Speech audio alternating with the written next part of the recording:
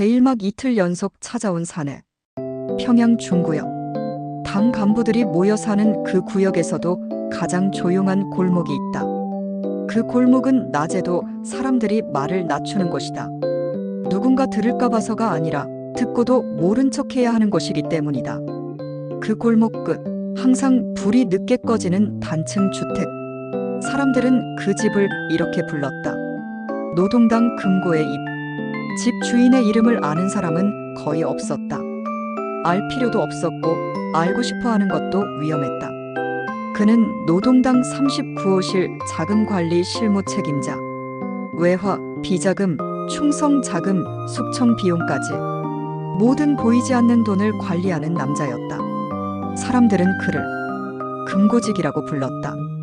그날 밤 경비병 둘이 평소보다 이르게 골목 입구를 막았다. 무전기엔 짧은 지시만 흘렀다. 차량 접근, 질문 금지. 곧이어 검은색 벤츠 한 대가 엔진 소리도 거의 없이 골목으로 들어왔다. 차에서 내린 남자. 어깨가 한쪽으로 기울어 있었고 발걸음은 곧장 가지 못했다. 술 냄새, 짙은 향수, 그리고 누구나 알아볼 수 있는 얼굴. 김정철, 김정은의 친형, 김정일의 차남. 그러나 평양에서는 이미 존재하지 않는 사람으로 취급되던 인물. 금고지기의 아내는 창문 틈으로 그 얼굴을 보는 순간 손에 들고 있던 컵을 떨어뜨렸다. 여보, 그 사람이야.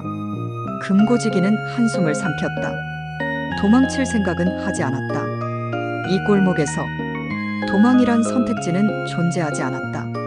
초인종은 울리지 않았다. 쾅! 문을 차는 소리. 야, 문 열어. 내가 누군지 모르겠어. 금고지기는 문을 열었다. 신발도 벗지 않은 김정철이 그대로 들어왔다. 거실에 술 냄새가 퍼졌다. 돈 좀 줘. 지금. 명령이었다. 금고지기는 낮은 목소리로 말했다. 동지, 이건 제 선에서. 말이 끝나기도 전에 김정철의 손이 날아왔다. 퍽. 뺨이 돌아갔다. 내 선. 내가 선을 논해? 김정철은 웃었다. 비웃음이었다. 내가 만지는 돈, 그거 다 우리 집 돈이야. 그는 소파에 털썩 앉으며 말했다. 있잖아. 나 요즘 좀 필요해. 필요. 그 말은 곧 명령이었다. 금고지기는 침실로 들어갔다. 숨겨진 금고를 열었다. 개인 비상자금. 보고 없이도 움직일 수 있는 돈. 미화 20만 달러. 그 돈을 테이블 위에 올려놓자 김정철은 한 장 한 장 넘겨보지도 않았다. 봐라. 있잖아. 그는 웃었다. 내가 괜히 왔겠냐. 돈을 집어들고 문으로 향하며 말했다. 내일도 올게. 문이 닫히는 순간 아내는 바닥에 주저앉았다. 여보, 우리 죽는 거 아니에요? 금고지기는 대답하지 않았다. 그는 알고 있었다. 이건 시작이라는 걸. 그날 밤 전화는 울리지 않았다. 경비는 늘었고 밖은 더 조용해졌다. 조용함은 보호가 아니라 감시였다. 금고지기는 창문 밖을 보며 중얼거렸다. 보고는 이미 올라갔겠지. 그런데도 아무 지시가 없었다. 그 침묵이 그를 더 불안하게 만들었다. 다음 날 밤, 이번엔 문을 발로 찼다. 쾅! 야, 나왔다. 김정철의 얼굴은 더 붉었고 눈은 풀려 있었다. 어제 준 돈? 그거 택도 없어. 금고지기가 말했다. 동지, 이 이상은 위험합니다. 김정철이 웃었다. 위험? 누구한테? 그는 갑자기 소리쳤다. 나도 김일성 손자야. 피가 같은데 왜 나만 버려져야 해? 그리고 아이방 쪽을 가리켰다. 저애 평양에 계속 살 수 있을까? 그날 밤 금고지기는 미화 50만 달러를 더 내놓았다. 김정철은 돈을 받아들고 말했다. 고맙다. 넌 똑똑해. 이틀 연속. 그 사실은 이미 39호실에 퍼지고 있었다. 형제 문제가 심각하다. 금고지기 집이 털렸다. 이건 개인 문제가 아니다. 그리고 그 밤 금고지기는 처음으로 깨달았다. 김정철이 두려운 게 아니라 그를 이렇게 만든 침묵이 두렵다는 걸. 권력의 집안은 언제나 단단해 보인다. 하지만 가장 먼저 무너지는 건 항상 가족이다. 그리고 그 균열은 이미 시작됐다. 제2막 김씨 집안에 버려진 아들. 사람들은 김정철을 이렇게 기억했다. 원래부터 저런 사람 아니었어? 술 좋아하고 음악이나 듣던 애. 정치에는 관심도 없었다더라. 하지만 그건 결과였다. 김정철은 처음부터 버려진 인간이 아니었다. 김정철은 김정일의 두 번째 아들이었다. 하지만 내부에서는 그를 사실상의 장남으로 취급하는 사람들이 많았다. 김정일은 공개적으로는 말하지 않았지만 한동안 김정철을 곁에 두었다. 그 이유는 단순했다. 얘는 말을 아낀다. 북한 권력 구조에서 말을 아낀다는 건 무기였다. 김정남은 너무 튀었고 김정은은 너무 빨랐다. 반면 김정철은 보고를 들어도 고개만 끄덕였고 회의에서도 침묵했다. 그 침묵은 충성처럼 보였다. 김정일이 살아있던 말년 비공개 보고서 하나가 김정일 책상 위에 올라갔다. 제목은 단 한 줄. 후계자 성향 분석. 그 문서엔 아들들의 성향이 냉정하게 적혀 있었다. 김정남 통제 불가, 외부 노출 위험. 김정은 결단력 있음, 잔인함 충분. 김정철 감정 기복 큼, 결정 회피 성향. 그 한 줄이 모든 것을 갈랐다. 잔인함이 부족하다. 그 평가는 북한에서 사형 선고와 다르지 않았다. 김정은이 후계자로 굳어지던 시기 김정철에게 내려온 지시는 단순했다. 조용히 있어라. 공식 행사에서 빠졌고 사진에서도 지워졌다. 그때부터 사람들은 김정철을 보지 못하기 시작했다. 그러나 그는 사라진 게 아니었다. 의도적으로 가려진 것이었다. 김정철의 집에는 항상 같은 경비병이 서 있었다. 그들은 그를 지키는 병사가 아니라 지켜보는 병사였다. 전화는 도청됐고 만나는 사람은 기록됐다. 술을 마셔도 기록, 음악을 들어도 기록. 그의 일상은 보고서가 되었다. 그 보고서는 김정은에게 올라갔다. 처음엔 술이 아니었다. 처음엔 기타였다. 에릭 클랩튼 외국 음악. 음악은 김정철이 유일하게 숨쉬는 통로였다. 하지만 그마저도 보고 대상이 되자 그는 술을 잡았다. 술은 보고서의 문제 행동으로 기록됐다. 음주자즘, 감정 통제 미흡. 그 기록이 쌓일수록 그는 더 마셨다. 마치 자기 자신을 증명하듯. 어느 순간부터 그에게 붙은 소문은 이상할 정도로 구체적이었다. 술에 취해 난동, 돈 요구, 통제 불가. 하지만 내부자는 알았다. 그 소문은 자연 발생이 아니었다. 의도적으로 흘러나온 것이었다. 형은 위험하다. 형은 무너졌다. 그 이미지는 김정은에게 유리했다. 김정철은 권력을 원하지 않았다. 하지만 돈은 원했다. 아니, 돈이 아니라 돈을 쥔 사람을 원했다.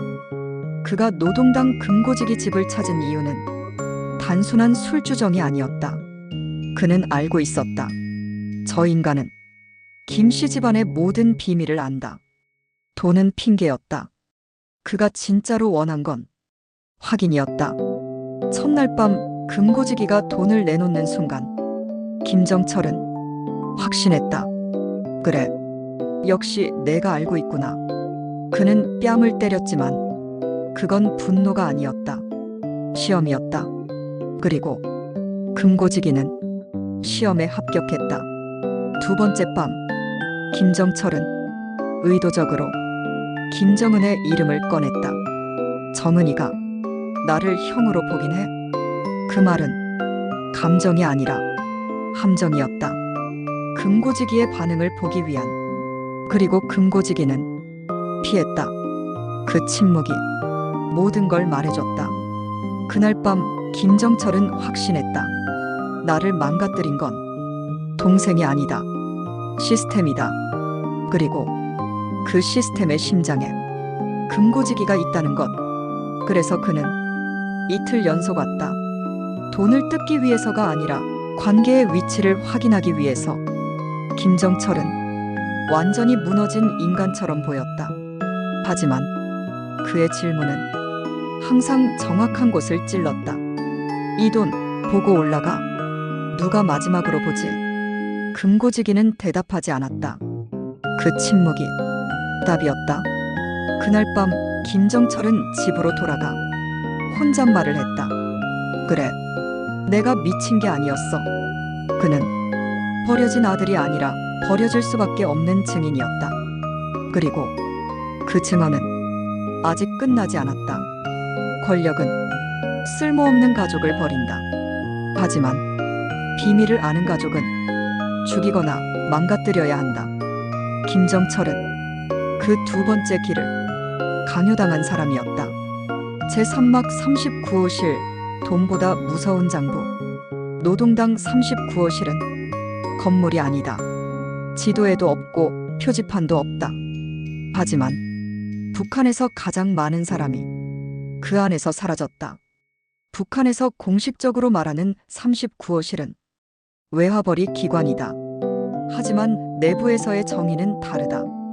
체제 유지를 위한 모든 비공식 자금과 비공식 처리를 담당하는 곳. 쉽게 말해 돈으로 해결할 수 없는 문제를 돈과 사람으로 함께 처리하는 기관. 그곳에서 금고지기는 가장 오래 살아남은 사람이었다. 금고지기의 공식 직함은 단순한 자금 관리자였다. 그러나 내부 문서에 그의 이름 옆에는 항상 같은 단어가 붙어 있었다. 확인자. 확인자란 숫자를 확인하는 사람이 아니다. 이 돈이 왜 필요한지, 누구 때문에 필요한지, 언제까지 필요한지를 모두 아는 사람. 그리고 그 돈이 쓰인 뒤 사람이 사라졌는지도 확인하는 사람. 39호실의 돈에는 계좌도 없고 영수증도 없다. 대신 사람 이름이 붙는다. 0년 4월 충성 자금, 0년 9월 사고 처리, 0년 11월 문제 인물 정리. 정리. 그 단어는 항상 같은 결과를 의미했다. 금고지기의 집 지하에는 작은 방 하나가 있었다. 그 방에는 금고가 아니라 노트가 있었다. 손으로 쓴 장부. 그 장부엔 숫자보다 문장이 많았다. 이 자금은 을 위해 사용됨. 이후 해당 인물. 지방 전출. 지방 전출. 그 말은 다시 돌아오지 않는다는 뜻이었다. 김씨 지방 관련 항목은 특별했다. 붉은 선으로 표시되어 있었고 다른 항목보다 훨씬 자세했다. 보고자 최고 지도자. 비공개 처리. 외부 유출 금지. 금고지기는 그 항목을 쓸 때 항상 손이 느려졌다. 그는 알고 있었다. 이건 돈이 아니라 피다. 북한에는 충성스러운 사람이 많다. 하지만 오래 살아남은 사람은 드물다. 금고지기가 살아남은 이유는 단 하나였다. 그는 절대 먼저 묻지 않았다. 지시가 내려오면 필요한 돈을 준비했고 사람이 사라지면 장부에 기록했다. 그 이상도 그 이하도 하지 않았다. 김정철의 이름은 장부에 없었다. 그게 가장 이상했다. 김씨 집안 사람은 모두 기록된다. 심지어 김정은의 사소한 해외 지출까지도. 그런데 김정철은 없었다. 금고지기는 그 이유를 알고 있었다. 아직 처리 대상이 아니라서. 아니면 아직 살아있는 증인이라서. 김정철은 돈이 필요해서 온 게 아니었다. 그는 이 장부가 어디까지 적혀 있는지 확인하러 왔다. 그래서 첫날 밤 금고지기가 돈을 내놓을 때 그는 숫자를 보지 않았다. 그는 금고지기에 눈을 봤다. 두 번째 밤 김정철이 아이를 가리켰을 때 그건 협박이 아니었다. 확인이었다. 너도 이 시스템의 일부지. 금고지기는 그 순간 자신이 시험받고 있다는 걸 알았다. 그리고 돈을 더 내놓았다. 그건 김정철에게 보내는 하나의 신호였다.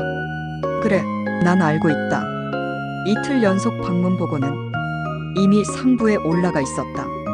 그러나 조치는 없었다. 그건 김정은의 의지였다. 지켜봐라. 그 말은 누가 먼저 무너지는지 보겠다는 뜻이었다. 형이냐, 금고지기냐. 그날 밤 금고지기는 장부를 다시 꺼냈다. 김정철의 이름을 쓸 것인가? 아니면 아직 미룰 것인가? 그는 펜을 들었다가 내려놓았다. 아직은 아니다. 그 판단이 그의 인생을 결정하게 될 줄은 그때는 몰랐다. 39호실에서 가장 무서운 건 돈이 아니다. 기록이다. 기록되는 순간 사람은 이미 절반은 죽은 것이다. 그리고 김정철은 그 사실을 너무 잘 알고 있었다. 북한에서 사람을 죽이는 건 총이 아니다. 장부의 이름을 적는 펜이다. 그리고 그 펜을 쥔 사람은 언제나 조용하다. 제3막 침묵하는 동생, 감시하는 국가. 김정은은 형을 부르지 않았다. 그게 가장 무서운 신호였다. 평양에서 최고 지도자가 아무 말도 하지 않는다는 건 두 가지 의미 중 하나였다. 아무 관심이 없거나 아니면 이미 모든 걸 알고 있다는 뜻. 김정철이 노동당 금고지기의 집을 이틀 연속 찾았다는 보고는 정확한 시각, 차량 번호, 대화의 톤까지 모두 정리돼 올라갔다. 김정은은 그 보고서를 읽고 아무 지시도 하지 않았다. 보좌관이 조심스럽게 물었다. 동지, 조치가 필요하지 않겠습니까? 김정은은 고개를 들지 않은 채 말했다. 지켜보라. 그 한마디가 모든 명령이었다. 북한에서 지켜본다는 말은 방치가 아니다. 움직이지 말고 모든 변화를 기록하라. 그날 이후 김정철의 집엔 보이지 않는 감시가 한 겹 더 씌워졌다. 전화는 물론 술병의 개수, 음악을 들은 시간, 심지어 기타 줄을 갈았는지까지 보고 대상이 됐다. 김정은은 형을 처벌하지 않았다. 대신 형이 스스로 무너지는 과정을 국가 시스템으로 연출했다. 김정은은 의도적으로 김정철을 부르지 않았다. 그건 사적인 감정이 아니었다. 형제를 공식적으로 만나는 순간 문제가 가족사가 된다. 하지만 부르지 않으면 문제는 관리 대상이 된다. 김정철은 더 이상 형이 아니었다. 그는 살해 번호였다. 김정철 관련 보고서는 다른 인물과 달랐다. 평소엔 위험 요소 제거, 조기 차단 필요. 하지만 김정철 보고서엔 이런 표현이 반복됐다. 정신적 불안정 지속, 자기 파괴적 행동 증가, 외부 영향 가능성 낮음. 김정은은 그 문장을 좋아했다.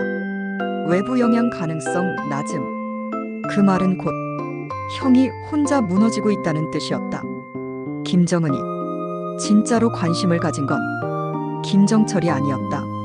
보고서 뒤쪽 부록처럼 붙은 한 인물. 노동당 금고지기.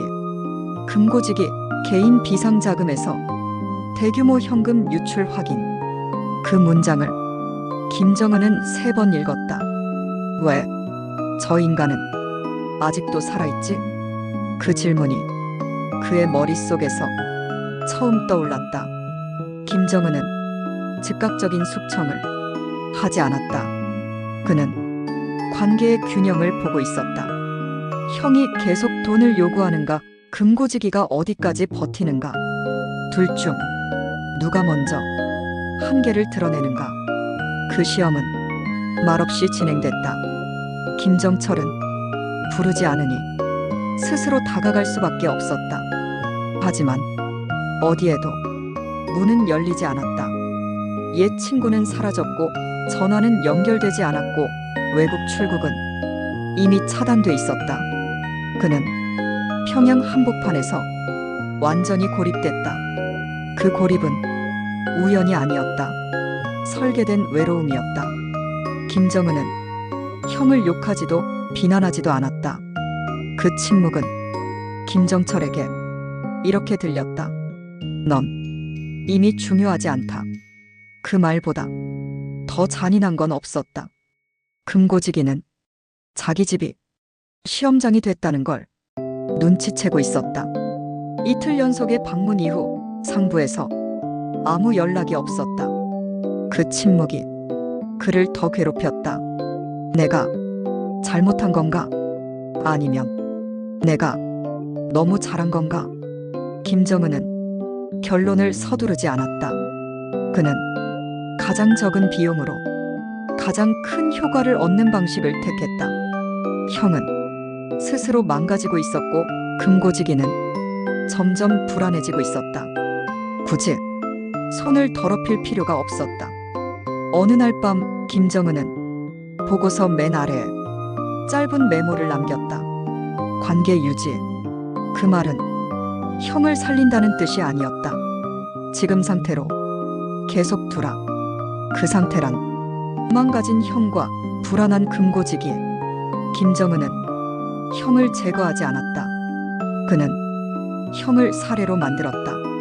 그리고 그 사례를 통해 모든 엘리트에게 메시지를 보냈다. 피도 과거도 아무것도 너를 지켜주지 않는다. 북한에서 가장 잔인한 처벌은 총살이 아니다. 아무 말도 하지 않는 것. 그 침묵 속에서 사람은 스스로 무너진다. 제오막 의도된 추락, 만들어진 미치광이. 김정철이 망가졌다는 평가는 어느 날 갑자기 등장하지 않았다. 그건 서서히 아주 체계적으로 만들어진 결론이었다. 평양에서 소문은 골목에서 시작되지 않는다. 회의실에서 시작된다. 김정철이 요즘 상태가 안 좋다더라. 술이 심해졌다고 하던데. 관리 대상이래. 그 말들은 자연스럽게 흘러나온 것처럼 보였지만 실제로는 같은 문장, 같은 어조였다. 누군가가 먼저 써내려간 문장이 그대로 입으로 전달되고 있었다. 어느 순간부터 김정철의 이름 앞에는 항상 같은 수식어가 붙었다. 문제 인물 김정철. 그 수식어는 보고서에도 구두보고에도 반복됐다. 금고지기는 그 표현을 처음 들었을 때 등골이 서늘해졌다. 이건 제거 전 단계다. 김정철의 일상은 점점 좁아졌다. 외출은 불편해졌고 만남은 끊겼으며 음악 활동조차 제한됐다. 그가 숨 쉴 수 있는 공간은 술자리뿐이었다. 그 선택은 그의 의지처럼 보였지만 사실은 유도된 선택이었다. 망가질 수밖에 없는 동선. 어느 날 밤 김정철이 술에 취해 고성을 질렀다는 보고가 올라갔다. 하지만 그 자리에 있던 경비병은 다 알고 있었다. 우리가 일부러 말리지 않았다. 그날 이후 보고서에는 이 문장이 추가됐다. 자기 통제력 상실 가속화. 김정철은 자기 자신이 연출되고 있다는 걸 느끼기 시작했다. 그래서 어느 순간부터 그는 연기를 했다. 더 취한 척, 더 무너진 척. 그 연기는 살기 위한 본능이었다. 미친 사람은 제거 대상이 아니다. 관리 대상일 뿐이다. 그 와중에도 금고지기는 이상할 정도로 아무 조치를 받지 않았다. 돈이 빠져나갔고 보고가 올라갔는데도 아무 연락이 없었다. 그건 신뢰가 아니라 관찰이었다. 저 인간은 언제 무너질까? 김정은이 보고서를 읽으며 집중한 부분은 항상 같았다. 금고지기의 반응. 형의 행동은 이미 예측 범위 아니었다. 하지만 금고지기는 달랐다. 그는 시스템을 알고 그 안에서 계속 균형을 유지하고 있었다. 그건 위험했다. 보고서에는 이런 비교 문장이 등장했다. 김정철 감정 통제 불가. 금고지기 감정 노출 없음. 그 대비는 결론을 향해 가고 있었다. 누가 더 위험한가? 김정철은 이대로 가면 자신이 어떻게 될지 알고 있었다. 그래서 그는 마지막 카드를 준비했다. 또 한 번의 방문. 하지만 이번엔 돈이 목적이 아니었다. 확실한 선을 넘게 만들겠다. 금고지기는 그날 밤 잠들지 못했다. 그는 김정철이 다시 올 걸 알고 있었다. 그리고 그 방문이 마지막 분기점이 될 거란 것도 알고 있었다. 이번엔 누군가 반드시 제거된다. 김정철은 완전히 망가진 사람처럼 보였다. 하지만 그의 질문은 점점 더 정확해졌다. 장부, 아직 비어있지? 내 이름 아직 없지? 그 질문은 술기운이 아니었다. 살아남기 위한 확인이었다. 김정철은 망가진 게 아니었다. 망가진 사람으로 만들어지고 있었다. 그리고 그 연출은 거의 완성 단계에 들어가 있었다. 북한에서 사람을 제거하는 가장 좋은 방법은 죽이는 게 아니다. 스스로 망가진 것처럼 보이게 만드는 것. 그 순간 누구도 그를 변호하지 않는다. 제6막 선택의 밤, 충성인가 생존인가. 사람들은 노동당 금고지기를 두고 이렇게 말했다. 저 인간은 절대 흔들리지 않는다. 그 말은 절반만 맞았다. 그날 밤 금고지기는 한 번도 잠들지 못했다. 눈을 감으면 장부의 문장들이 머릿속에서 소리 없이 넘겨졌다. 정리, 지방 전출, 비공개 처리. 그 단어들 사이에 아직 쓰이지 않은 한 이름, 김정철. 금고지기는 스스로에게 물었다. 나는 왜 아직 저 이름을 쓰지 않았나? 답은 이미 알고 있었다. 두려움이 아니라 계산이었다. 김정철은 단순한 문제 인물이 아니었다. 그는 김씨 집안의 균열을 직접 본 사람이었다.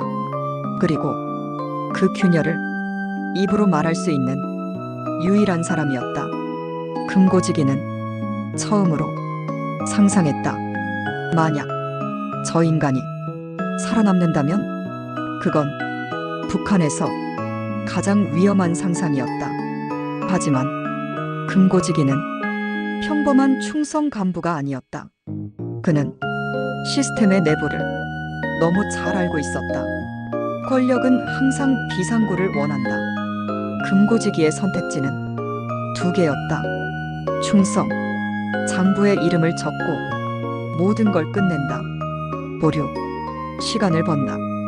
변수로 남긴다. 보류는 곧 의심을 의미했다. 하지만 의심은 아직 죄가 아니었다. 금고지기는 자기 집 안에서 김정은의 시선을 느끼고 있었다. 보이지 않지만 분명히 있었다. 보고가 없다는 게 보고다? 그는 알고 있었다. 자신이 관찰 대상의 중심에 들어왔다는 걸. 그날 새벽 경비병이 낮은 목소리로 말했다. 동지, 그분이 근처에 있습니다. 그분, 김정철이었다. 하지만 이번엔 집으로 들어오지 않았다. 골목 끝에서 서성이고 있었다. 그 모습은 술 취한 인간이 아니라 망설이는 인간이었다. 금고지기는 문을 열고 밖으로 나갔다. 그건 지금까지 한 번도 하지 않았던 행동이었다. 김정철이 고개를 들었다. 왜 안 불렀어? 금고지기가 말했다. 이번엔 돈 얘기하러 온 게 아니지. 김정철의 눈이 잠시 흔들렸다. 그 침묵이 대답이었다. 김정철은 낮은 목소리로 말했다. 내 이름 장부에 있어? 금고지기는 즉답하지 않았다. 그 침묵 속에서 김정철은 모든 걸 이해했다. 아직이구나. 그 말엔 안도와 공포가 함께 섞여 있었다. 김정철이 다시 말했다. 나 미친 척 계속할게. 대신 하나만. 금고지기가 물었다. 뭘? 김정철은 고개를 숙인 채 말했다. 기록하지 마. 그건 부탁이 아니라 제안이었다. 그 순간 금고지기는 결정을 내렸다. 오늘은 아무것도 기록하지 않는다. 그 선택은 충성에서 한 발 벗어난 것이었다. 하지만 배신은 아니었다. 아직은 그날 이후 금고지기의 집에 감시는 더 늘었다. 보고서에는 이 문장이 추가됐다. 금고지기 판단 보류 경향 관찰됨. 그 문장은 위험 신호였다. 금고지기는 살기 위해 충성을 잠시 미뤘다. 김정철은 살기 위해 미친 척을 택했다. 두 사람은 같은 선택을 다른 방식으로 한 셈이었다. 그리고 그 선택은 되돌릴 수 없었다. 북한에서 사람을 죽이는 건 결정이 아니다. 기록하는 순간이다. 그리고 그날 밤 금고지기는 펜을 내려놓았다. 제칠막 사라진 아내, 삭제된 이름. 북한에서 사람이 사라질 때 총성이 들리지는 않는다. 문서 한 장, 보고 한 줄, 그리고 아무 일도 없었던 것처럼 다음 날이 온다. 그날 아침 금고지기는 평소보다 일찍 눈을 떴다. 집안이 이상할 만큼 조용했다. 아내의 발소리, 부엌에서 나는 그릇소리, 차 끓는 소리, 아무것도 없었다. 침실 문은 열려 있었다. 아내의 이불은 정돈돼 있었고 신발은 그대로였다. 외출? 그 순간 금고지기는 가슴이 내려앉았다. 경비병에게 물었다. 오늘 아침 누가 왔나? 경비병은 잠시 망설이다가 고개를 저었다. 아무도 보지 못했습니다. 그 말이 거짓이라는 걸 금고지기는 즉시 알았다. 이 골목에서 아무도 보지 못하는 일은 존재하지 않는다. 금고지기는 아내의 전화번호를 눌렀다. 신호음은 한 번도 울리지 않았다. 현재 연결할 수 없습니다. 그 멘트는 북한에서 가장 무서운 말이었다. 금고지기는 처음으로 상부에 전화를 걸었다. 개인적인 가정 문제입니다. 그 말은 곧 이런 뜻이었다. 나는 이해하고 있다. 상부의 대답은 짧았다. 확인 중이다. 확인 중. 그 말은 이미 확인이 끝났다는 뜻이었다. 그날 오후 금고지기는 직접 호출을 받지 않았다. 대신 비서 라인을 통해 짧은 메시지가 전달됐다. 동지는 현재 임무에 집중하라. 아내에 대한 언급은 단 한 글자도 없었다. 그 침묵이 모든 설명이었다. 아내의 이름은 주민기록에서 사라졌다. 병원 기록도, 배급 기록도, 가족관계 문서도 모두 수정됐다. 마치 존재한 적이 없었던 사람처럼 금고지기는 그제야 이해했다. 이건 경고다. 경고는 김정철을 향한 것이 아니었다. 김정은은 형에게 이미 결론을 내리고 있었다. 이 경고는 금고지기에게 보내는 것이었다. 보류는 허용되지 않는다. 그날 밤 김정철은 아무런 연락도 하지 않았다. 그 침묵은 무책임이 아니었다. 그는 이미 알고 있었다. 그 선택을 대가가 시작됐구나. 김정철은 처음으로 죄책감을 느꼈다. 금고지기는 장부를 꺼냈다. 빈 페이지에 손이 멈췄다. 지금 이름을 쓰면 되돌릴 수 있을까? 아니었다. 이미 선은 넘어갔다. 그날 밤 침실 서랍에서 작은 종이 한 장이 발견됐다. 짧은 메모였다. 당신이 옳다고 믿는 걸 하세요. 나는 이미 알고 있었어요. 그 문장은 금고지기의 심장을 찢어놓았다. 그 순간 금고지기는 완전히 이해했다. 자신은 더 이상 되돌릴 수 없는 위치에 와 있다는 걸. 충성도 아니고 보류도 아니다. 이제는 대항이다. 북한에서 가족을 건드린다는 건 전쟁을 의미한다. 김정은은 그 전쟁을 조용히 시작했다.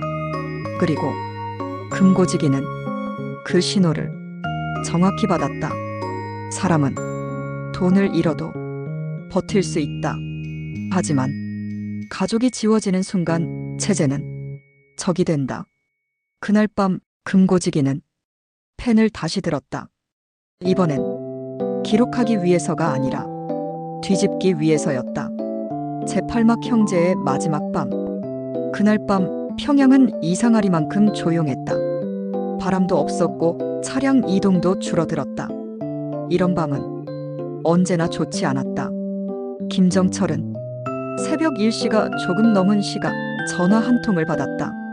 발신 번호는 없었다. 그러나 그가 받기 전부터 누군지 알고 있었다. 나와. 짧은 한마디. 오늘이다. 김정철은 수화기를 내려놓고 잠시 기타를 바라봤다. 줄 하나가 느슨해져 있었다. 그는 줄을 갈지 않았다. 차량은 그를 당 중앙위원회 청사가 아닌 외곽의 별도 숙소로 데려갔다. 그곳은 공식 회동 장소가 아니었다. 가족은 공식이 아니다. 김정철은 그 의미를 알고 있었다. 방 안에는 김정은이 없었다. 대신 보고서 한 묶음이 테이블 위에 놓여 있었다. 표지엔 단 한 줄. 관계평가 최종본. 김정철은 웃었다. 끝까지 얼굴은 안 보는구나. 보고서는 잔인할 정도로 차분했다. 김정철. 정신적 불안정 지속. 외부 접촉 없음. 자발적 영향력 상실. 자발적. 그 단어가 김정철을 웃게 만들었다. 그래, 내가 선택한 것처럼 써놨네. 보고서 맨 뒤 김정철의 손이 멈췄다. 그곳엔 자신의 이름이 아니라 노동당 금고지기의 이름이 적혀 있었다. 금고지기. 판단 지연 및 감정 개입 확인. 김정철은 그제야 모든 그림을 이해했다. 그 순간 김정철은 결정을 내렸다. 그래, 나로 끝내자. 그는 자신이 마지막 완충제라는 걸 깨달았다. 자신이 완전히 무너지면 그 다음은 금고지기였다. 김정철은 잠시 화장실로 가겠다고 말한 뒤 휴대전화를 꺼냈다. 단 하나의 번호. 금고지기. 전화는 한 번에 연결됐다. 김정철은 낮은 목소리로 말했다. 오늘 밤이야. 장부. 비워둬. 금고지기는 아무 말도 하지 않았다. 그 침묵이 약속이었다. 김정철은 화장실에서 작은 메모지를 꺼냈다. 그 안에는 짧은 문장이 적혀 있었다. 장부는 사람이 쓴다. 그는 그 종이를 세면대 밑에 조용히 숨겼다. 그날 새벽 김정철은 다시 차량에 올랐다. 이번엔 행선지가 기록되지 않았다. 그건 북한에서 결론을 의미했다. 다음 날 아침 김정철은 공식 기록에서 완전히 사라졌다. 사망 발표도 사고 보고도 없었다. 그냥 빈칸. 김정은은 아침 회의에서 아무 말도 하지 않았다. 단 하나의 지시만 남겼다. 해당 건 종결. 그 종결은 형에 대한 것이 아니었다. 김정철은 제거되지 않았다. 삭제되었다. 그리고 그 삭제는 누군가를 살리기 위한 마지막 선택이었다. 북한에서 가장 잔인한 죽음은 사망이 아니다. 기록되지 않는 것. 그날 밤 형은 사라졌고 이제 모든 시선은 금고지기에게 향하고 있었다. 제구막 진짜 콩가루는 누구인가? 평양은 아무 일도 없었다는 듯 다음 날을 맞았다. 신문은 평소처럼 미소 짓는 얼굴과 승리의 문장을 실었다. 라디오는 평소처럼 충성을 외쳤고 사람들은 평소처럼 고개를 숙였다. 김정철은 사라졌다. 사라졌다는 말은 틀렸다. 북한에서 사라졌다는 건 기억에서 지워졌다는 뜻이다. 그런데 이상하게도 금고지기는 그날 아침부터 살아있다는 느낌을 받았다. 오히려 너무 또렷하게 누군가 자신을 보고 있다는 느낌. 출근길, 골목 입구의 경비가 바뀌어 있었다. 새 얼굴들, 새 무전기, 새 표정. 그들은 보호의 표정이 아니라 정리의 표정을 하고 있었다. 금고지기는 그 표정을 너무 잘 알고 있었다. 그 표정은 자신이 수없이 봐왔던 표정. 어떤 사람이 지방 전출될 때, 치료를 위해 이동될 때, 전문 교육을 받으러 간다는 문구로 다시는 돌아오지 않을 때, 그때 늘 저런 표정이었다. 금고지기는 주머니 속에서 손가락을 꽉 쥐었다. 손바닥에 차가운 금속의 감각이 느껴졌다. 작은 USB. 아내가 사라진 뒤 그가 처음으로 만든 비상구였다. 39호실 건물 안 복도 끝 회의실. 금고지기는 호출을 받았다. 이번엔 비서 라인이 아니었다. 직접 호출이었다. 문이 닫히자마자 그는 알았다. 방 안 공기가 평소와 달랐다. 공기가 무겁다는 표현은 여기엔 맞지 않았다. 공기가 정확했다. 모든 것이 정확한 위치에 놓여 있고, 정확한 표정이 앉아 있고, 정확한 질문이 준비된 공간. 그 공간의 정중앙에 파일 하나가 놓여 있었다. 표지에는 단 한 줄. 확인자 평가서. 금고지기는 눈을 내리깔았다. 동지 앉으시오. 의자에 앉는 순간 그는 깨달았다. 이 자리는 질문하는 자리가 아니다. 결론을 통보하는 자리다. 맞은편에 앉은 간부가 차분하게 말했다.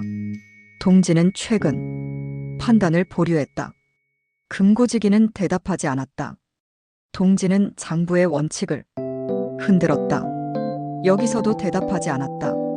그때 세 번째 문장이 나왔다. 동지는 가족 문제로 감정이 개입되었다. 그 문장 끝에서 금고지기의 눈꺼풀이 미세하게 떨렸다.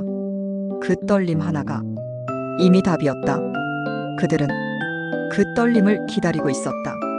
그들은 감정을 기다렸다. 왜냐하면 감정이란 북한에서 가장 확실한 증거이기 때문이다. 간부가 조용히 파일을 넘겼다. 그 안에는 금고지기가 평생 작성해온 장부의 요약이 깔끔하게 정리돼 있었다. 그런데 그 요약의 마지막 줄이 이상했다.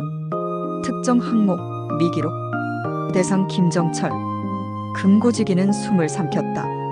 간부가 물었다. 왜 기록하지 않았나? 금고지기는 마침내 입을 열었다. 기록은 지시가 있을 때 합니다. 그 대답은 완벽했다. 하지만 간부는 고개를 저었다. 지시는 있었다. 금고지기의 심장이 한 박자 늦게 뛰었다.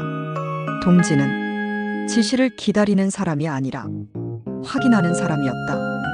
그 말은 칭찬이 아니었다. 사형 선고에 가까운 칭찬이었다. 그때 문이 열렸다. 누군가 들어오진 않았다. 대신 방 안 스피커에서 낮은 목소리가 흘러나왔다. 김정은의 목소리였다. 직접 얼굴은 드러내지 않았다. 하지만 이곳에서 목소리는 얼굴보다 강했다. 형은 종결됐다. 짧은 문장. 금고지기는 그 단어의 의미를 누구보다 정확히 알았다. 종결은 끝이 아니라 정리의 시작이다. 그리고 김정은의 다음 말이 모든 것을 뒤집었다. 이제 남은 건 장부다. 장부. 돈이 아니라 장부. 사람들이 두려워하는 건 김씨 집안의 분노가 아니라 장부에 적힌 진짜 역사다. 김정은은 형을 두려워한 게 아니었다. 그는 형이 아니라 장부를 두려워했다. 그리고 그 장부를 쓴 사람은 바로 금고직이었다. 사람들은 김씨 집안을 콩가루라 부른다. 형이 돈을 뜯고 동생이 침묵하고 가족이 서로를 지운다. 하지만 그건 겉모습이다. 진짜 콩가루는 가족의 불화가 아니라 권력이 피를 믿지 않는다는 사실이다. 김정은에게 형제란 가족이 아니라 리스크였다. 그리고 리스크는 관리가 아니라 정리다. 그런데 리스크를 정리하려면 반드시 필요한 게 있다. 기록을 가진 자의 입. 그래서 김정은은 김정철을 지우고 나서 바로 금고지기를 부른 것이다. 금고지기는 천천히 고개를 들었다. 그의 목소리는 놀랍도록 차분했다. 동지, 제가 작성한 장부는 여기에만 있지 않습니다. 정적? 간부의 눈이 미세하게 흔들렸다. 스피커 너머의 침묵도 길어졌다. 금고지기는 이 순간을 위해 며칠 밤을 잠들지 못했다. 아내가 사라진 그날 이후 그는 처음으로 자기 생존의 원리를 이해했다. 나는 충성으로 살아남은 게 아니다. 필요했기 때문에 살아남았다. 그러나 필요는 언제든 끝날 수 있다. 그래서 그는 필요를 거꾸로 쥐었다. USB를 주머니 속에서 손끝으로 만지며 그는 말했다. 제가 죽으면 어딘가에서 그 장부가 다른 이름으로 떠오릅니다. 그 말은 협박 같지만 정확히는 보험이었다. 금고지기는 이제 충성 간부가 아니었다. 그는 증인이자 열쇠였다. 스피커에서 김정은의 목소리가 다시 흘렀다. 형이 왜 그 집에 갔는지 알고 있다. 금고지기의 눈이 잠깐 커졌다. 김정은은 다 알고 있었다. 형의 방문은 우발적 난동이 아니라 하나의 사건. 김정철은 미친 척을 한 게 아니라 마지막으로 장부의 존재를 확인하려고 그 집에 간 것이다. 그리고 김정은은 그걸 허용했다. 왜냐하면 그 방문 덕분에 금고지기의 흔들림을 증명할 수 있었기 때문이다.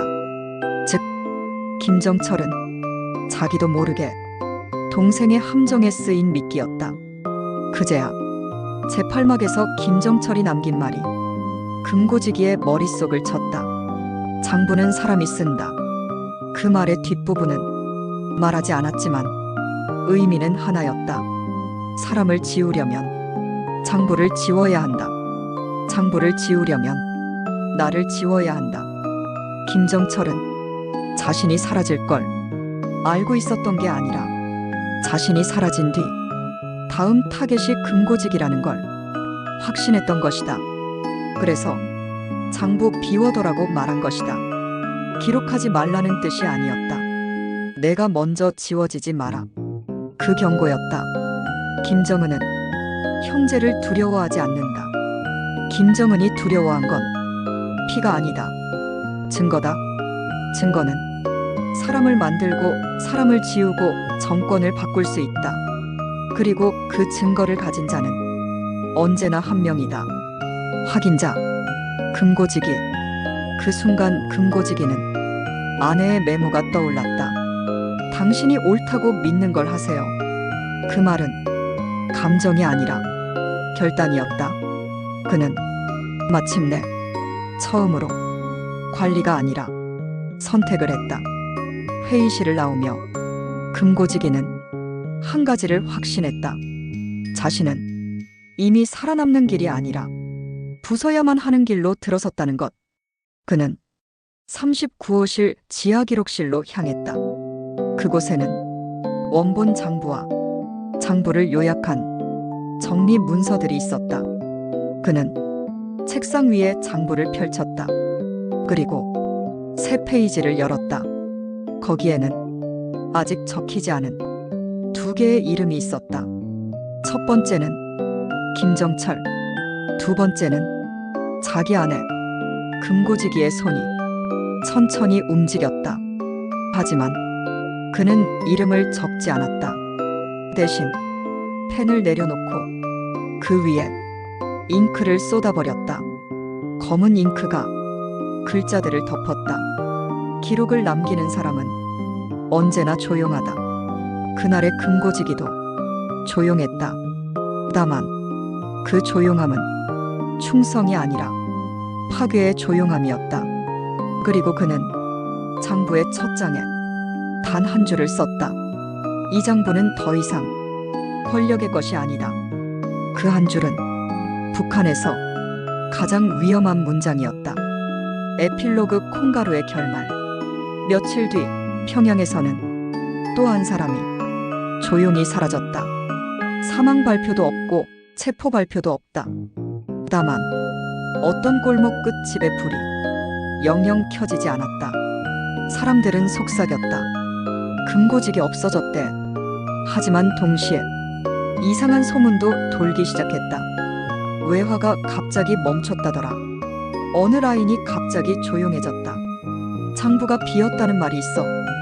그 소문은 사실이었을 수도 아니었을 수도 있다. 중요한 건 하나다. 권력은 가족도 버릴 수 있다. 하지만 기록을 가진 사람은 끝까지 쫓는다. 그리고 그 기록이 어딘가에서 다시 살아난다면 그때부터 진짜 콩가루는 집안이 아니라 체제 전체가 된다.